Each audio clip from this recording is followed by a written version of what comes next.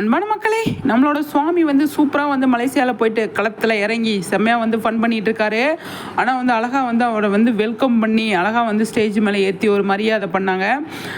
3 தடவையுமே போகிறப்போ வந்து colours of India அவங்க கூப்பிட்டு தான் வந்து போயிருக்காரு. ஆனால் 3 தடவையுமே வந்து நோட் பண்ணீங்க அப்படின்னா டிஃப்ரெண்ட்டாக இருக்கும். ஒவ்வொரு தடவையுமே ஒவ்வொரு விதமாக வந்து அதை ஹேண்டில் பண்ணியிருப்பாங்க. அவங்களுமே விஜயை வெல்கம் பண்ணுறதா இருக்கட்டும், அவரும் அங்கே போய் ரிசீவ் பண்ணி அதை ரிசீவ் பண்ணி அதை எப்படி அதை எது எடுத்துகிட்டு போகிறாரு அப்படிங்கிறது எல்லாமே 3 தடவையுமே சூப்பராக வந்து வித்தியாசமாக வந்து பண்ணியிருந்தாங்க. அந்த டீமுக்கு தான் நம்ம வந்து நன்றி சொல்லணும். அந்த அளவுக்கு வந்து சூப்பராக வந்து பண்ணியிருந்தாங்க. அவருக்கு அழகாக வந்து பட்டு வேட்டி சட்டையில் வந்ததுக்கப்புறமா வந்து அழகாக வந்து பொன்னாடை பொத்தி ஸ்டேஜ் மேலே ஏற்றி அவ்வளோ அழகாக வந்து ஒரு மரியாதை செலுத்தி அதுக்கப்புறமா தான் உட்கார வச்சாங்க. அதை பார்க்கும்போது அவ்வளோ செம்மையாக இருந்தது.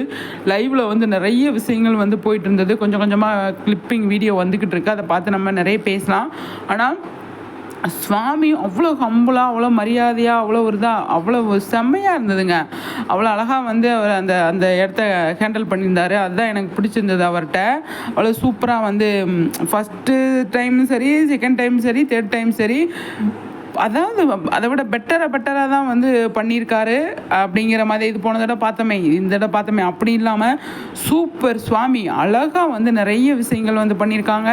அதுதான் சுவாமிக்கிட்ட எனக்கு பிடிச்சதே. நிறைய விஷயங்கள் வந்து பண்ணியிருக்காங்க.